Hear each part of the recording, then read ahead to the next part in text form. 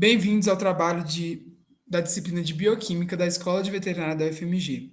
O tema a ser tratado vai ser animais transgênicos, como eles são feitos e seu papel na produção e na pesquisa animal.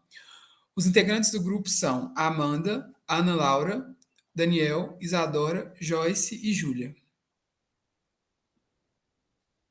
Primeiro de tudo, a gente vai conceituar o que são os animais transgênicos. Eles são animais que possuem modificações no seu genoma, e isso acarreta diferentes manifestações genotípicas e fenotípicas.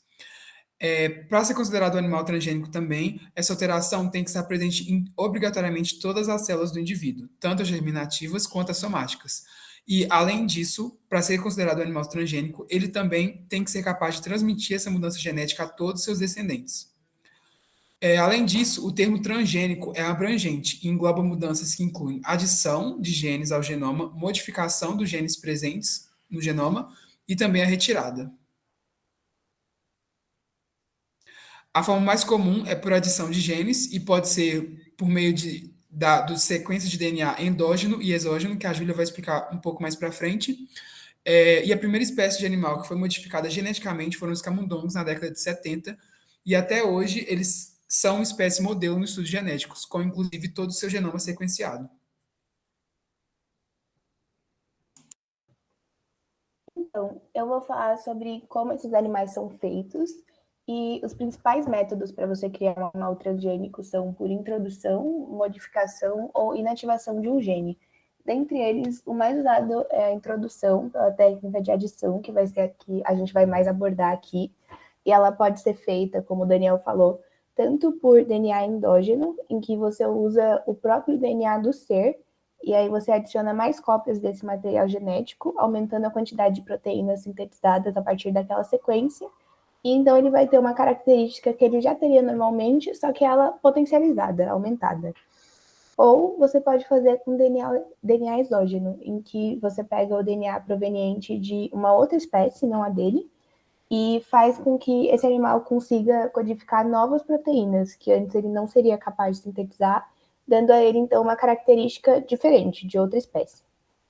Para fazer isso, tem vários meios e os principais são por microinjeção pronuclear de embriões, em que o DNA exógeno é injetado no pronúcleo do oócito e, por enquanto, é mais usado em camundongos, mas está em expansão. Pode ser pela transferência de DNA mediada por espermatozoides, em que o DNA exógeno é implantado nos espermatozoides, que vão fecundar um óvulo que não foi modificado, e assim eles vão levar o DNA transgênico até o zigoto, que vai se desenvolver em um animal transgênico. Pode ser por infecção de um embrião por vetores retrovirais, em que esses vetores são injetados no zigoto, já fecundado, e vão usar o próprio metabolismo do ser para produzir essas novas proteínas diferentes.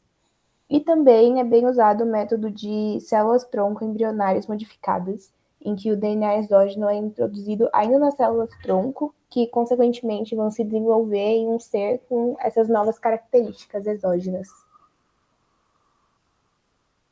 A respeito da pesquisa animal, os animais transgênicos são muito importantes para serem utilizados como modelo de estudo para doenças humanas.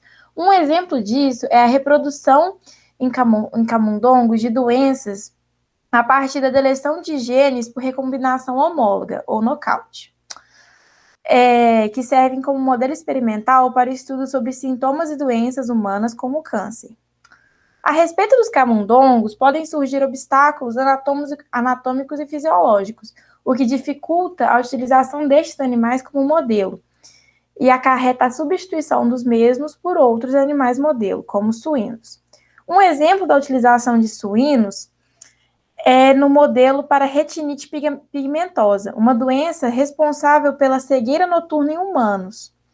E através da mimetização do gene da rodopsina em suínos transgênicos, é possível reproduzir o fenótipo da doença em humanos. Os suínos também são utilizados como modelo para doenças associadas ao hormônio do crescimento humano, GHRH. A alteração desse hormônio em pacientes humanos acarreta, por exemplo, a síndrome de Turner, doença de Crohn, a insuficiência renal ou o retardo do crescimento intrauterino, o que pode ser estudado através da criação destes modelos.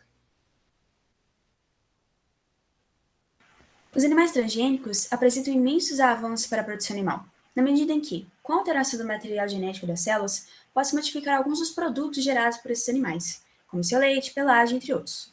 Com isso, esses materiais são modificados de acordo com a necessidade, mas não somente a necessidade humana, muitas vezes a necessidade de um grupo específico de animais também. Esses materiais modificados eles podem ser utilizados em algumas situações. Por exemplo, na nutrição humana, auxílio na própria saúde do animal ou até mesmo tratamento de doenças humanas. Bom, tem-se vários exemplos do quão importante é o papel de animais transgênicos na produção animal, mas eu trouxe 3 relacionados com as utilidades que eu disse anteriormente.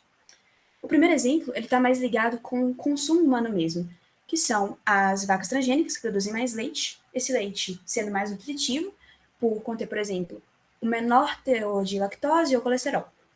O segundo exemplo está mais ligado com a saúde e bem-estar desse animal, que são animais que produzem leite com uma determinada enzima, que possui a função única e exclusiva de proteger a glândula animal desses animais, a glândula mamária desses animais, contra uma infecção.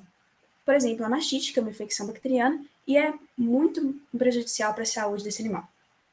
E por último exemplo, tem-se o tratamento de doenças, e existem pesquisas em curso voltadas para a produção de leite transgênico, contendo proteínas necessárias para o tratamento, como de doenças como a enfisema hereditária e a fibrose cística. A respeito da utilização da técnica em um benefício humano, como dito, a transgenia é muito utilizada no melhoramento da eficiência pecuária, construção de modelos genéticos para estudo de doenças, como as doenças cardiovasculares, autoimunes e neurológicas. A fabricação de bioprodutos para a indústria farmacêutica, por exemplo, a albumina sérica humana, antripticina e anticorpos monoclonais, que, produzidos em relativa pequena quantidade, podem suprir a necessidade mundial destes fármacos, além de ser possível descobrir também tratamentos para doenças mais baratos. Além disso, tem também os tratamentos chamados bioreatores, que são animais domésticos de médio e grande porte, que são feitos para realizar a produção de enzimas e hormônios.